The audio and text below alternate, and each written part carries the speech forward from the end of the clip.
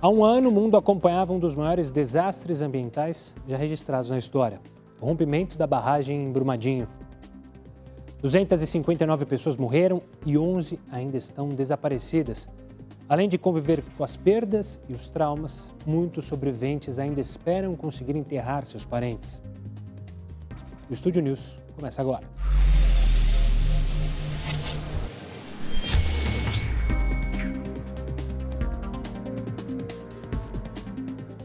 Para falar sobre esse tema, eu recebo o desembargador Nelson Messias de Moraes, presidente do Tribunal de Justiça do Estado de Minas Gerais. Seja muito bem-vindo, presidente. Obrigado pela participação aqui no Estúdio News. Obrigado, eu que agradeço por esta oportunidade. Presidente, eu já queria abrir falando sobre a decisão do Ministério Público de Minas Gerais, que na semana passada, então, denunciou o ex-presidente da Vale e outras 15 pessoas pelo crime de homicídio doloso. Eu queria a sua análise sobre essa decisão do Ministério Público. Olha, o Ministério Público, em decorrência do acidente, ele ofertou uma denúncia. Agora cabe ao juiz da comarca, o juiz de primeiro grau, analisar essa peça acusatória, receber no todo ou em parte, ou rejeitá-la. E após o recebimento da denúncia, o processo ele tramitará normalmente, garantindo-se a ampla defesa e o contraditório. Não há, no recebimento da denúncia, nenhum juízo valorativo. Na denúncia, você analisa apenas aspectos formais. Acho que muita gente tem essa dúvida, e eu sou uma delas. O Ministério Público apresentou a denúncia. A gente tem a Polícia Federal também produzindo um inquérito. A gente pode ter um problema lá na frente ou precisa ser uma decisão rápida de quem vai julgar esse caso? Porque o Ministério Público, a Polícia Civil do Estado investigando, mas a Polícia Federal também produzindo um inquérito. No final das contas, quem que vai decidir? A Justiça Federal ou a Justiça Estadual? Olha, obviamente os processos que são de competência da Justiça Estadual, ela é quem vai decidir. E pode eventualmente ter algum fato delituoso que pode ser da competência da Justiça Federal. Você não acredita num risco de bater cabeça ali e atrasar um pouco o processo? Essa decisão é rápida? Olha, pode até ocorrer um conflito de competência, é o que nós chamamos tecnicamente quando há esse tipo de problema, ou seja, esse tipo de conflito. Então, obviamente, os tribunais é que vão decidir de quem é a competência. Outra questão que muita gente se pergunta é como que o Poder Judiciário tem atuado ao longo desse período, um ano já, da tragédia em Brumadinho, em prol das famílias das vítimas. Porque muitas vezes a maioria das vítimas ali são pessoas humildes, que não têm acesso muitas vezes à justiça. Como foi o trabalho do Judiciário para tentar, pelo menos, tranquilizar, dar esperança para as pessoas? Olha, é um problema muito grave, é um drama na vida das pessoas. E, obviamente, quase tudo vai desaguar no Judiciário. Com 2 dias do acidente de Brumadinho, nós fomos para a comarca, montamos uma estrutura para receber toda essa demanda. E, obviamente, nós não estamos trabalhando apenas com contencioso.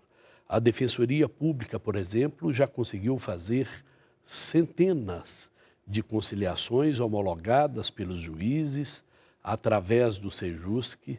Nós temos quase 900 acordos pré-processuais, ou seja, quando se busca uma solução negociada, é uma das formas de minorar o sofrimento desse povo.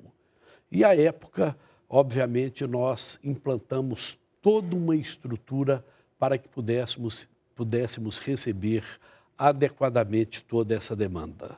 Você acredita que o papel da conciliação, presidente, foi um ganho, se a gente comparar com Mariana, ou seja, a gente evoluiu nesse aspecto para justamente, ao invés de esperar uma decisão judicial sobre temas tão importantes, a conciliação já traz um resultado prático para essas pessoas que perderam entes, queridos, amigos, familiares? Houve sim, houve uma evolução em relação a Mariana, porque em Brumadinho buscou-se mais a conciliação. A Defensoria Pública do Estado, ela teve uma atuação muito marcante na comarca, junto às famílias, e o tribunal, ele estendeu as suas ações para aqueles lugares onde havia necessidade da presença do judiciário. E esses acordos, eles evitam essa morosidade, porque o processo, ele tem um rito próprio. As partes têm direito ao contraditório. E quando faz-se uma conciliação, é uma das formas de minorar o sofrimento dessa gente. E tudo que nós fizemos hoje, inclusive, está no portal do Conselho Nacional de Justiça, um ícone que se chama Observatório. Todas as ações do Judiciário, que nós não ficamos tão somente em Brumadinho. Todas as grandes tragédias que ocorreram em Minas Gerais, elas estão lá pautadas e a ação do Judiciário está lá para cada cidadão acompanhar, caso queira. Presidente, você falou sobre esse aspecto do tribunal sendo transparente ao máximo. Eu queria que as pessoas entendessem, porque muitas vezes há dúvida, né? Qual parte é do Estado, qual é a parte do governo e qual é a parte do judiciário? Numa tragédia como essa, qual que é o dever da justiça nesse aspecto? E o que cabe ao governo e não à justiça? Porque muitas vezes a gente quer cobrar da justiça o que pertence aos governantes, a quem faz as leis. Às vezes há alguns equívocos aí. Ao legislativo, quando entender que tem que legislar sobre matérias relacionadas a esses acidentes, como ocorreu em Minas Gerais, a Assembleia Legislativa legislou e colocou algumas travas no que se refere à exploração mineral. O poder público, ele cuida das políticas públicas, inclusive de liberações ambientais para funcionamento dessas empresas, e o judiciário é aquele poder inerte que ele é acionado quando as partes não conseguem solucionar por conta própria uma determinada situação ou um litígio, vai para o Poder Judiciário. E hoje nós temos dado muito foco à conciliação. Presidente, eu vou pedir licença para o senhor para mostrar um pouco mais sobre a tragédia dos moradores de Brumadinho que seguem de luto. Parentes de vítimas e uma sobrevivente contam as consequências da tragédia que marcou suas vidas para sempre. Há quase um ano, Natália de Oliveira acende uma vela todos os dias e reza para que o corpo de sua irmã Lecilda seja encontrado. E a minha irmã estava lá na Vale, ela como os amigos dela, eles estavam no horário sagrado do almoço, ela estava dentro do refeitório. Então, assim, eles ainda não a localizaram, mas a gente não aceita falar que eles são desaparecidos. Eles simplesmente ainda não foram encontrados naquele mar de lama que cobriu toda a área. Outra que não pôde enterrar seu ente querido foi Malvina, que perdeu o filho de 35 anos na tragédia. Os 4.000 familiares das vítimas receberam uma indenização. Para Malvina, os R$700 mil foram suficientes para comprar uma casa, mas não para diminuir a dor que restou, nem a dependência de remédios para comer e dormir. Eu só espero justiça, espero prisão, porque eu acho que eles não vão ser presos, não. Preso tá quem morreu. Porque os colarinhos brancos ficam soltos. Thalita leva as lembranças da tragédia no corpo. No dia do rompimento da barragem, ela viu a morte de perto e seu resgate foi exibido ao vivo na TV. Aquela imagem sempre vem na minha cabeça, eles tentando me tirar. Eu achava que eu não ia conseguir sair dali, eu ia ser morta. Porque os médicos chegaram a falar, não na hora, né? Porque estava numa hora muito difícil. Às vezes falaram que eu saí da lama viva para morrer no hospital, porque estava um caso muito extremo. Thalita usa muletas e sente muitas dores, mas mantém a esperança de um dia poder abrir mão dos remédios e do auxílio para andar. Sobreviventes e familiares das vítimas seguem em busca de justiça. Presidente, como a gente viu, são 11 famílias ainda que aguardam para encontrar os corpos dos parentes.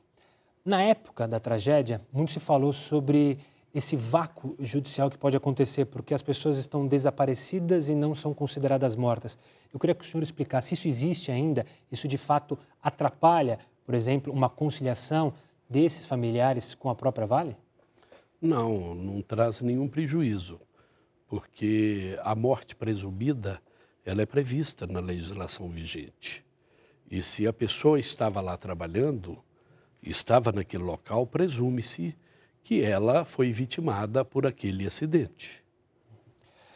Outra questão que foi levantada pelos familiares é a preocupação na esfera criminal. A questão civil, muitos podem criticar, é uma questão muito difícil para a justiça valorizar a vida, saber quanto que vale uma vida, mas a esfera criminal a gente ainda bate muito com a cabeça. Teve Mariana, são 5 anos de Mariana, agora Brumadinho, e ninguém foi preso, só no momento ali, prisões momentâneas. Você acredita que na esfera criminal teremos punições? Olha, eu posso dizer que os processos eles serão julgados da forma que todo processo deve ser julgado. O juiz é aquela figura que deve manter a sua imparcialidade, julgar de acordo com as provas dos autos, cabe à acusação produzir essas provas e, obviamente, se houver provas, pode vir uma condenação, se lograrem êxito em trazer todas as provas. Mas eu não posso antecipar qual será o resultado final. Se será homicídio doloso, culposo, qual será o delito. Cabe ao Ministério Público ofertar a peça acusatória, cabe ao juiz receber ou não a denúncia e, a partir do recebimento da denúncia, instaura-se o contraditório e a ampla defesa. Presidente, ainda falando sobre esse tema, a legislação ela é mutante, né? De acordo com a nossa sociedade, ela vai se alterando. Para dar um exemplo, até poucos anos atrás, adultério era considerado crime e nem se imaginava que crime na internet poderia existir, então você vai alterando a legislação. Então eu queria entrar na questão da legislação ambiental. Nossa legislação ambiental está preparada para lidar, não só ambiental, mas toda criminal, para lidar com desastres como o de Mariana, como o de Brumadinho? Ou é preciso olhar para a legislação, alterar alguns pontos, e aí, claro, não cabe parte do juiz decidir isso, mas nossos legisladores? Olha, a legislação ela é ampla, ela é farta, tanto no aspecto ambiental quanto no aspecto criminal. O que nós temos que nos ater é que cabe ao poder público fazer as contenções, principalmente de forma preventiva, para que fatos dessa natureza não venham ocorrer. Mas é natural que em momentos de tensão, as legislações que se oferecem, elas muitas vezes são alteradas. Ou nós temos um poder legiferante muito frenético, principalmente na esfera criminal. Sempre vêm as leis casuísticas, depois vêm todos os questionamentos, mas, enfim, nós temos uma legislação capaz de albergar todas essas situações. É claro que eu vou tocar no assunto morosidade. Esse não é só um problema exclusivo da questão de Mariana e Brumadinho, mas a morosidade é ainda um grande empecilho na nossa legislação. Muitos advogados, muitos juristas questionam justamente a questão de inúmeros recursos, ou seja, a gente vê casos de Mariana com recursos na questão também ambiental, ou seja, já há inúmeras decisões da justiça, mas não são pagas porque há recursos ainda circulando. Isso é um entrave da justiça no país? Olha, isso é próprio da legislação, mas, por outro lado, nós temos que observar que a legislação ela proporciona a amplitude de defesa das partes. E, obviamente, o acesso à justiça ele não se dá apenas na primeira instância. Ele se dá na segunda instância, onde ainda podem ser analisadas as questões de fato e aquelas questões que, obviamente, atingem a legislação federal no STJ e as matérias de fundo constitucional no STF. Nos Estados democráticos, onde vige o Estado de Direito, os recursos eles são próprios da jurisdição. Presidente, vou pedir licença para o senhor para chamar um rápido intervalo. O Estúdio News volta em instantes, não saia daí.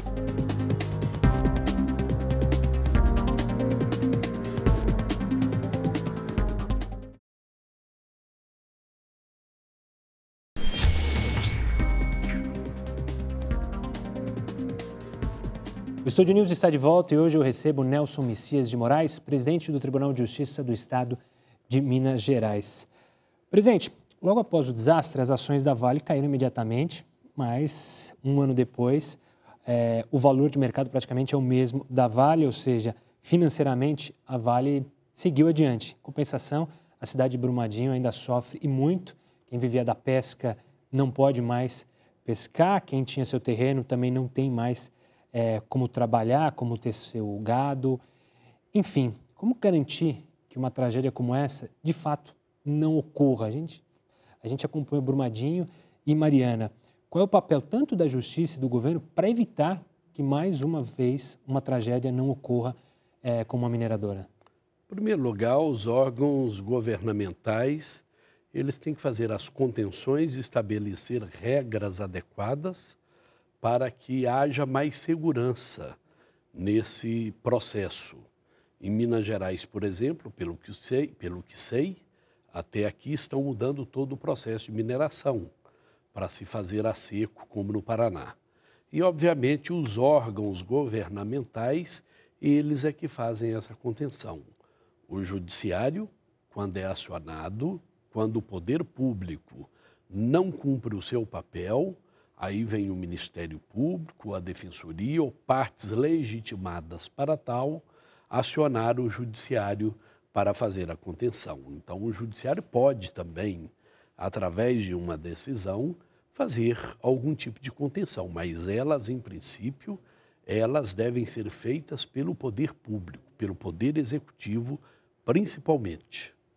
Nessa regra nossa de peso, de contrapesos, pesos e contrapesos, há muita preocupação quando a gente fala sobre a questão da Vale e de outras mineradoras para essas cidades, porque elas têm uma importância muito grande financeiramente para essas cidades. Por isso há sempre a preocupação do interesse político em impedir que ações fluam de maneira correta na justiça.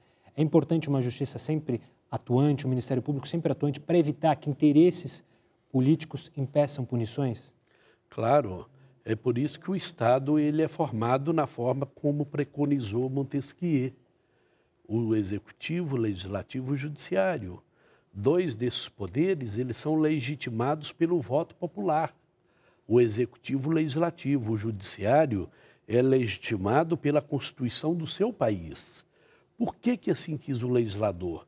Para que o juiz fosse imune a qualquer tipo de pressão, seja ela econômica, seja ela política ou da mídia. E essa independência do magistrado no ato de julgar é fundamental para a sociedade. E podem ter certeza que o nosso judiciário age dessa forma, ele vai fazer vai estabelecer aí o peso, o contrapeso, e é no judiciário onde o fraco e o forte se equivalem. Outra questão que me preocupa, imagino que preocupa também aos mineiros, é que a gente teve a denúncia do Ministério Público, a gente começou falando no início do programa, acusando de homicídio doloso o ex-presidente da Vale e outras 15 pessoas. A Polícia Federal também faz uma investigação. Há preocupação também de se investigar agentes públicos, porque tudo bem, é uma empresa privada que fez o erro, mas cabe ao Estado também vistoriar para que não ocorram esses tipos de erros. Isso também tem que estar na pauta do judiciário, a punição para agentes públicos que, por acaso, possam ter sido corrompidos ou terem feito vista grossa e não cumprido o seu papel? Olha, é bom que a sociedade saiba que o judiciário ele não age de ofício. Ele tem que ser acionado ou pelo Ministério Público ou por outras entidades legitimadas. E, obviamente, sempre que ele é acionado, ele vai dar um provimento jurisdicional. No que se refere à denúncia, agora o processo vai tramitar e, nesse tipo de processo, a atração, a visa atrativa para o crime de competência do Tribunal do Júri, porque houve denúncia sobre o crime homicídio doloso e durante a instrução, se houver recebimento, ao final o juiz vai impronunciar, desclassificar o delito, falar esse não é do Tribunal do Júri, remete para o juízo singular ou pronunciará. Se houver a pronúncia, aí a competência é do Tribunal do Júri Popular, composto por membros da sociedade. Então, são algumas hipóteses. Nesse caso, pode ser qualquer uma dessas. A pronúncia, a impronúncia ou a desclassificação. Depende das provas que forem produzidas durante a instrução. Presidente, eu quero aproveitar a sua presença aqui também para falar de outro problema que aflige o estado de Minas Gerais. São as chuvas, já são 50 mortes relacionadas às chuvas neste final de semana. Números de desabrigados. É uma preocupação também do judiciário em agir para evitar que novas tragédias, não é a primeira vez que Minas sofre com as chuvas, para evitar novas tragédias como essa? Olha, o judiciário pode sim participar, colaborar, na medida em que ele tem um programa de regularização fundiária, como nós temos no Sejusc do Tribunal de Justiça, fazendo algumas regularizações fundiárias, e quando se faz, obviamente, são de áreas habitáveis, porque existem encostas, áreas inabitáveis. Nesse caso, é o poder público que tem que fazer essa contenção. E, obviamente, em algum momento, para fazer a desocupação e transferência dessas pessoas para áreas mais seguras, elas podem não querer, o judiciário pode ser acionado. Mas nós temos que entender que isso é um drama humano. As pessoas não estão ali porque querem, elas estão ali por necessidade. E o poder público tem que compreender, tem que buscar uma solução pacífica para que evite essa ocupação desordenada de áreas de risco.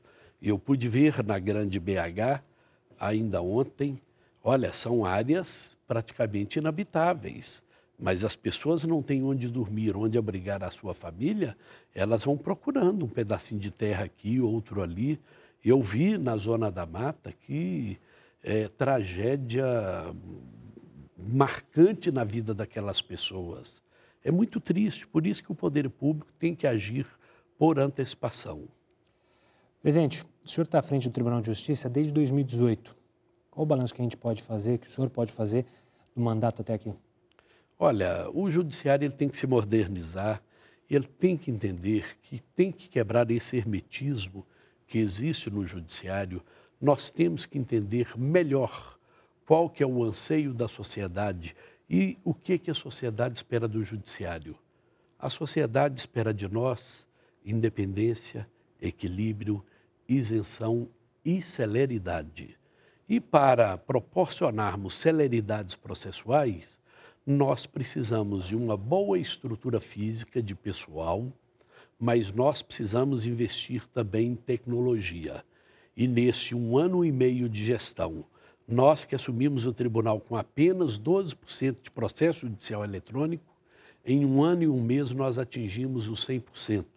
Ou seja, estamos atendendo o paradigma de eliminação de papéis. E com isto, com o processo judicial eletrônico, nós temos condições de atender com maior celeridade o cidadão. E temos também programas que nós implantamos nesse período, como pontualidade, que é para atender de forma pontual as comarcas onde nós temos problema de estrangulamentos processuais. Nesse programa, nós prolatamos mais de 2.000 sentenças por mês e fazemos a jurisdição local e virtual no que se refere a medidas urgentes. Ou seja, estamos fazendo o dever de casa com muita criatividade, porque a sociedade espera muito do Poder Judiciário. Ainda falando da sociedade, do que a sociedade espera, o que a gente pode esperar para 2020 em relação a resoluções de casos como o de Brumadinho e até mesmo a tragédia de Mariana? A gente acredita, o senhor acredita que a gente vai conseguir dar essa celeridade para casos como esses dois? O que deve ser prioridade para a Justiça ao analisar esses dois casos? Olha, são situações que são prioridades absolutas do Judiciário. Nós montamos estruturas adequadas para atender essas demandas de uma forma mais rápida possível.